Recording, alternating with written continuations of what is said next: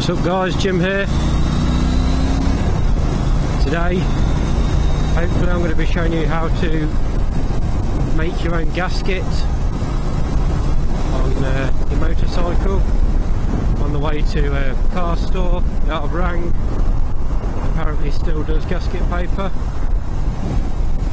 So I'm going to make my own gasket because my bike sprung a little leak from the gear selector housing. It's not a massive one, but I'd rather get it done sooner rather than later. All the leaks on bikes ain't the best of things. Hopefully it won't be hard to do. It's been a couple of years since I've made a gasket. However, it is a relatively simple process from what I remember. Just need some gasket paper and a hammer, but you'll see that hopefully soon. And if that fails, I'll use some silicone. Now you can buy the gasket still for this bike. It's about £6 plus postage. I'm impatient, don't want to wait for it. Plus you can probably get gasket paper for around £1. So although they're not massive numbers, it's a saving. Obviously some of the gaskets you can get, manufacturers want to charge ridiculous money for.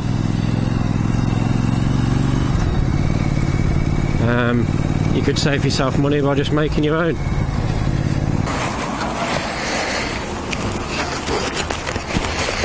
Right, so there's my gasket paper, 90p a sheet, bargain. Did buy a couple of sheets because knowing me, I'll screw the first couple up. I just got to try and get it home without crinkling it too much.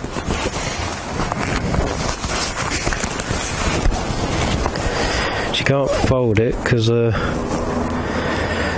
it'll leak from where it's folded. Right.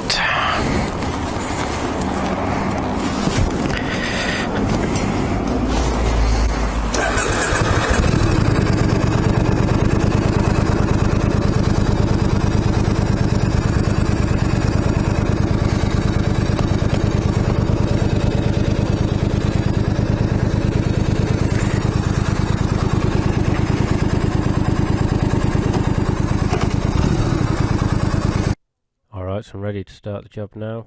As you can see, I've got a tray next to my bike ready to catch any oil. I'm going to slide that underneath the bike in a second. And here's some of the tools I think I'll be needing. Got a form of scrapers, a trusty hammer, the bargain 90p gasket paper. There's a bargain.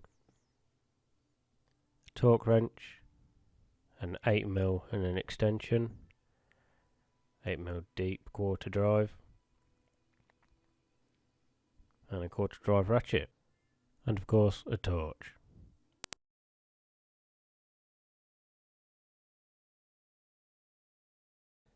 So I found where my oil leak's coming from. It's coming from behind this cover here. This is a gear selector cover, and I know that the sprocket cover needs to come off, which is held on with a couple of 8mm bolts here, which we'll need to get undone. I'll try and show you the oil leak from underneath. You can see the brown areas where it's leaked before and dried. I've wiped off any recent leak, but you can see the brown between the gasket and the block where it's dried off.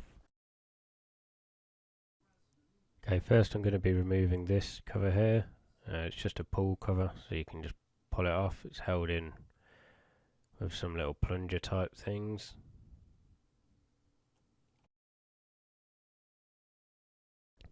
So now what I'm going to do is going to put my tray underneath before I do anything else to catch any oil that escapes. And I'm going to grab my 8mm and my ratchet, and I'm going to go around and undo all of these sprocket cover bolts and remove the sprocket cover.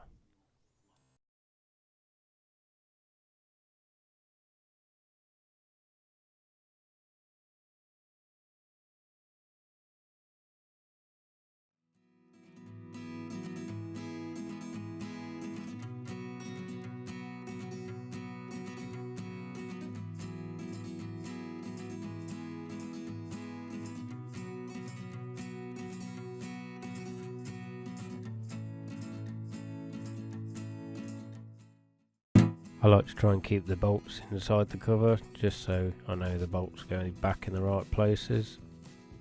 You can also lay them out on the floor, just do whatever suits you really.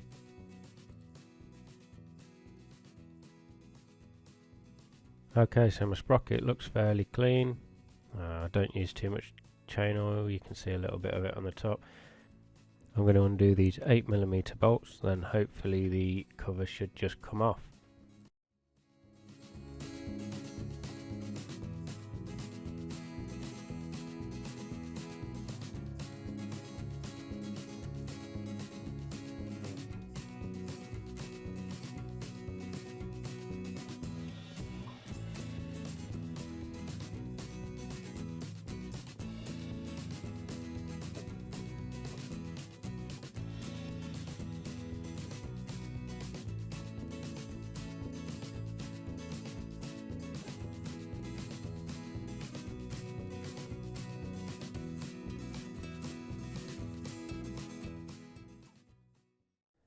Okay, now I've just realised there is an extra 8mm bolt. If we look up here, although the chain is obscuring it, I can't get to it without taking the chain off.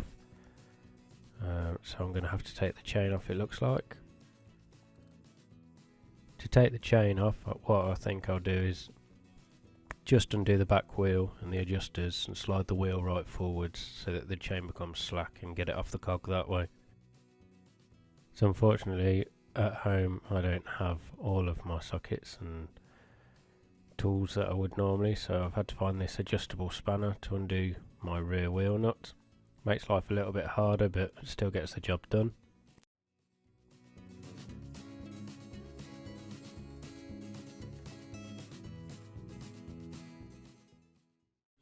Okay, so now you can see that the rear wheel nut is loose. The spindle should be loose as well, however the wheel won't move forwards until we undo this 8mm bolt at the back on the adjuster. There's one on each side that we're going to have to undo. What I shall probably do is undo them fully and push the wheel forwards.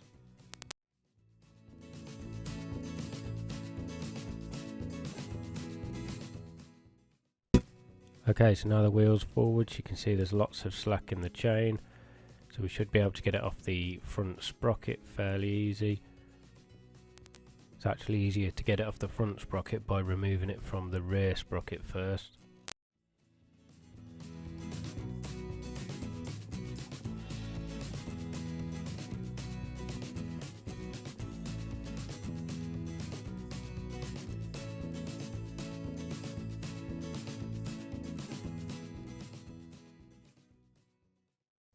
Now with the chain removed, you can see there is just enough room to fit your 8mm socket through the sprocket gap there. So we'll just undo this final bolt and then see if the cover will come off.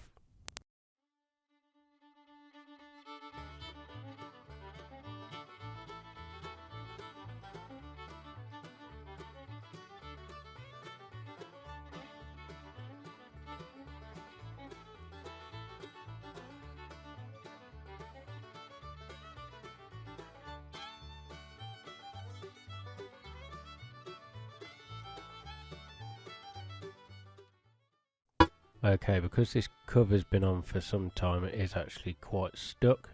So what I'm going to use is this scraper and a little hammer, and I'm going to give it a tap at the back of the casing just to loosen it up and pull it off. As you can see, there is some oil escaping, so it's a good job I did put the tray there. Otherwise the missus would be going mental.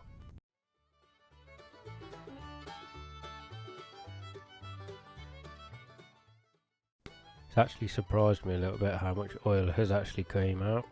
I did think it would only be a little dribble that came out, but no, quite a bit did come out. So you'll have to do your oil level once it's all built back up. With the cover off, you can see the back of the gear selector, and you can also see how minging the old gasket is that will need cleaning up. See the oil still drooling out there. And you will need to clean the surface of the engine casing as well. Right, time to remove the old gasket. I'm going to do this with my blade. I'm just going to work my way around the casing and get off all this old gasket here. It looks like it's had gasket and silicone on it previously. You should not really need both, it's just one or the other.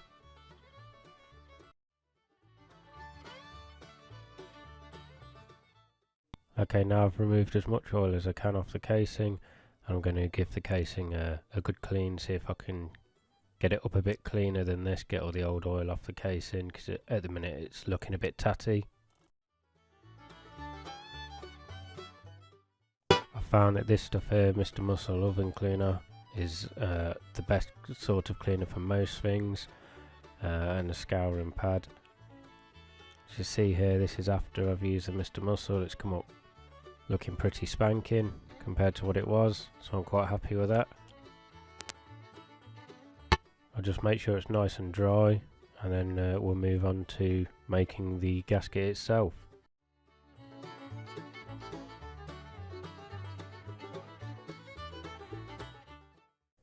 Right, so to make the gasket, we're going to grab whatever we need to make the gasket for. I'm going to plonk it on your gasket paper.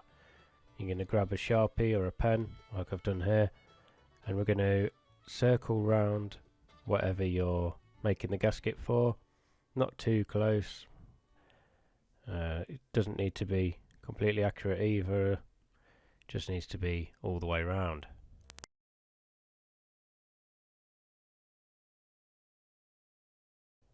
Once we've drawn all the way around it, we need to grab us a pair of nice sharp scissors and cut it out. Right, now we've got this piece of gasket paper. As you can see, it'll fit over that quite nicely. What we need to do is make the shape for it, and we're going to do that with a ball peen hammer. And basically we're going to start off on the inside and we're going to tap away all the way around the case. Now bear in mind, I haven't actually done this myself for at least 10 years, and there will be people that can do it better and quicker than me. This is just going to show you how to do it. Right, so I've got my gasket paper and I've got my casing and my hammer. We've put the gasket over the casing so it's evenly spaced out around it, and we're going to just start tapping with the hammer on the inside edge. We need to make sure we've got a nice firm grip on the paper so it doesn't move. And we're going to work our way all the way around the inside edge first. And then once the inside edge is done, we shall move to the holes along the case, and then move to the outside of the case. Now for the outside of the case, I shall probably just draw around the case with the gasket in line, and then use some scissors to cut the outside edge so I don't screw it up. Now if you're like me and you haven't actually made a gasket for quite some time, or maybe this is your first time, just do what I do here and take your time. You don't have to do it quickly. What matters is that it's done right. Like I said, there are people out there that can make these super quick, and that just comes with practice.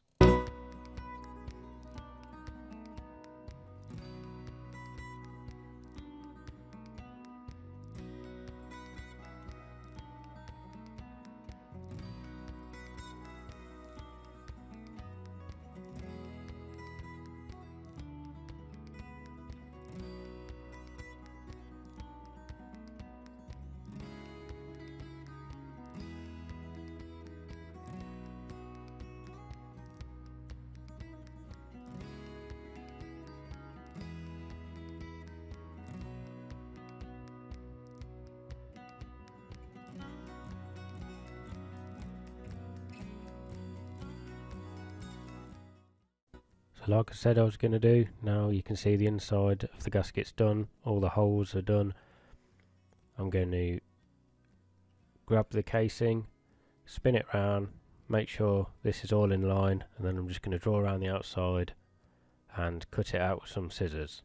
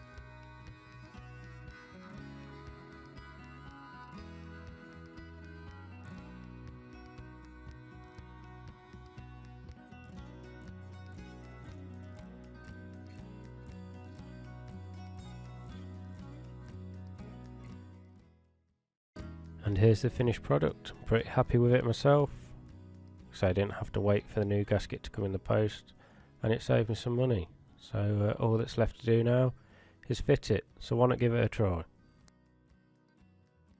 So before I fit it, I'm just going to wipe off any of the oil that's leaked back down, and as you can see, there are two little dowels poking out either side here and here. I'm going to pop the gasket on there first because that will hold it in place, and then I'm going to screw the cover back on. See there, the gasket's on, cover's nice and clean, ready to go back on. I'll put it on and tighten the bolts up finger tight first, then torque them up or just tighten them, whatever's your preference. See on this bolt here, it's got a little wire protector. Just make sure that that wire is behind that. It is meant to be behind. And now it's just a case of rebuilding. Okay, so now the chain's loosely back on. We need to adjust it back up. I'm going to do that with the 8mm adjusters at the back. And you must remember that however many turns or however much you adjust one side, you have to do the other side completely equal.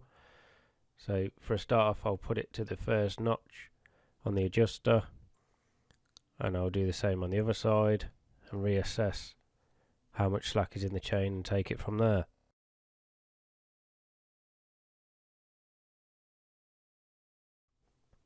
Okay, so my chain's all back on, my bike's built back up.